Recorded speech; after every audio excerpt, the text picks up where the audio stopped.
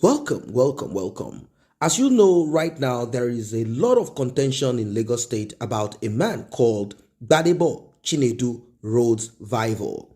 Gbadebo's father, from what we know, is a Yoruba man from Lagos Island, Lagos State, a Yoruba man. And Gbadebo's mother, from what we know, she's an Igbo woman, either Anambra Imo, but she's from the southeast of Nigeria. Now, he wants to be governor of Lagos State. And because of Peter Obi and the frenzy, there are a lot of people that have jumped on the bandwagon of Labour Party. Many of them have decided to clinch one primary ticket of either governorship or any of the legislators. You know, they just want to be something. And people have been asked to take time to study who you are voting for. Don't just jump on Labour Party. You have to be very careful because some of them are from PDP. They swerved into Labour Party. For example, Gbadebo Chinedu was part of Labour PDP, was part of PDP before he jumped into Labour Party. Now, we are going to go through some tweets. And these are tweets, and they go as far back as, far back. These tweets kind of shows a little bit about who Gbadebo is. Is Gbadebo a true Yoruba man? Because that is the bone of contention. Yorubas in Lagos, they say, no, we are not going to accept Gbadebo. We will not be accepting Chinedu. He is not going to be governor of Lagos State because he cannot even speak the language. He doesn't really understand Yoruba language. And this man does not, he said it himself, that he doesn't think like a Yoruba man and that, he speaks in a way that Yoruba people are not comfortable with.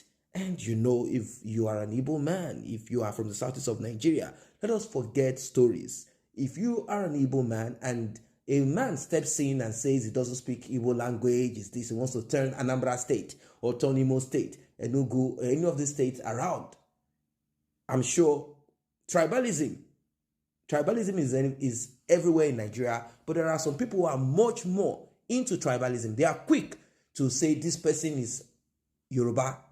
We don't want him around us. Now, let us go to some of the tweets. One of them is this. You talk about state but raise federal issues. IPOB has a problem with the way the nation is being run, as does OPC and most self-respecting Yoruba people. Hence, Amotekun and Ibubeagu. Federal government harassment of the Southeast, oppression and suppression.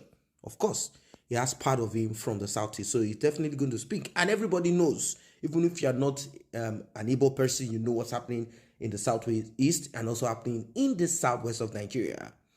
Now, people went on telling him, you will still not win. And he said this, he said, lots of love, thank God for God. Your last name is not Christ. The man is religious. He went to the same thing that Nigerians often will go to, religion. And he put this picture, Afonja. And for those who do not know what Afonja is the person who sold out, you know what it is? Sold out Yoruba land, Kwara State to Fulanis. And this is what people are worried about. They do not want someone, even if you are half-blooded or full-blooded, who will be selling their indigenousness to other tribes. This is another tweet. Tomorrow, people will ask why people are mobilizing for a Biafra. And the response is this. An army man bought an engine from someone in Ladipo market last year and returned the engine this year. But that, for it to be changed, seller refused and brought some army people to the market, and this man was shot in broad daylight. And the army man bought engine from someone in Ladipo, probably an Igbo man. When he returned the engine, the seller said, no, I cannot take it back. And lo and behold, he was shot. And that response from Gbadebo is this. Tomorrow people will be asking why people are mobilizing for a Biafra. So he felt touched. And this is, Now, another one is this. Someone said this revelation is definitely not coming from any God. And why is this? Because it was reported on Linda Ikeji's blog. Governor El-Rufai is a kind person and has a tender heart. This, they say, is coming from Pastor E.A. Adeboye, RCCG. And Gbadebo's response to this, he said, classic Yoruba behavior. And people are not happy with this. And quickly, they jumped to quickly bring out. They jumped fast to bring out certain pictures. And, this is a picture of the indigenous people of Biafra, IPOB, Anambra State chapter. And like I told you, Gbadebo's mother is from Anambra State. And people are even saying that the man holding that flag is Gbadebo. This is so if you are IPOB or you are looking for cessation through the southeast, through Igbo, why don't you go to the southeast, go to Anambra State to become governor? Do not come to Yoruba land. Not because Yoruba people do not want breakup of Nigeria, but we don't want someone who is so much into Igbo. We don't want that kind of person. So, Gbadebo went on with more tweets. Now he said this. He said, what is so sad is this. Oriyomi is not even an indigene of Lagos, yet calling people IPOB tenants. Lagos has long been a place of inclusion and coexistence. Long before the Iragbiji incursion carried this divisive rhetoric to your hometown place. It is in Lagos. And it's simply referring to Bola Ahmed Tinubu. Bola Ahmed Tinubu is from Iragbiji. And, this is what it is.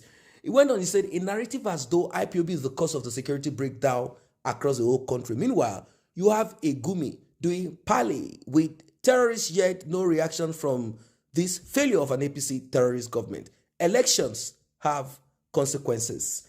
There are more tweets. Another one is this. Fear what? IPOB will come and shoot up their shop. Even when Oba of Lagos threatened to drown or NURTW and thugs are us closed market. I don't know what he's trying to say there. Market. Igbo people resist. Biafra Day is a day to be acknowledged and respected. He went on saying this again. He said, you talk about state, but raise federal issues. IPOB has a problem with the way the nation is being run. Okay, I think I read about that earlier. He said, what is so sad is this. Okay, I think I read about that already too. Say, tomorrow, okay, I think that one too is there. Here also, Gbadebo wrote this. He said, this is the best Igbo response. I'm going into cattle farming on my plantation and I urge other Igbos to join. We don't need this wandering cattle nonsense. And this is something that nobody, even if you're a Yoruba man, will like. No, nobody wants this. Nobody wants this Fulani herdsmen right, left, and center. This is a common problem. Now, there are more. And if you want to be governor of Lagos State, you cannot be a secessionist. That is it. You cannot be a secessionist. That's where the problem is. Is it that you begin to talk about breakup of Nigeria and you join breakup of Nigeria? If you are a Biafran, sympathizer or Yoruba Nation sympathizer, you cannot run for public office. It is counterproductive. It is against your policy. That's what people are saying. Look at what he wrote here. I think he kind of copied what someone wrote. It's a nice post from Ugbaja Greg. I am heading to Uzo Akoli to do battle. I'm heading to Uzo Akoli, but my lover cries. She didn't want me dead. My lover begs me to flee. But who will defend the land when I flee? My sweetheart begs me to flee. But who will do battle when the Hausas come? With this song, he went on to say, Biafran men marched into battle to defend their fatherland as northern troops led by British tanks and Russian planes invaded their land to continue the genocide that started in the north in 1966. Well, I do not have anything against this man, not at all. He cannot say, we can't choose where we come from or which family we are born into, but it's just that it's going to be very difficult for him to be governor of Lagos State. Let's be very sincere. There's something called self-preservation. It's like when you go abroad, just imagine, let us make it very clear. Let us make it simple. If you go abroad, either you are in the UK, you are in Germany or any of these countries, or you are in America or wherever, no matter what you do, they will make sure that you do not supersede them. End of story. It's called self-preservation. Nobody will allow someone come in, and if you came in late, as they are the first tenant or occupier in that particular space, they will not allow you. That's the truth. Yoruba people will not allow this. Yes, Gbadebo is a Yoruba man by virtue of his father being a Yoruba man. But then there is an Igbo thing inside of Gbadebo, and he has shown several times that he's more of an Igbo man. And also, Gbadebo has also shown that he's an activist. Gbadebo has also shown that he cares about people, just like maybe you listening to me if you are not tribalistic. It has nothing to do with tribe now when death begin to come, but we cannot remove this thing called tribe. It is there. It is there, very much there.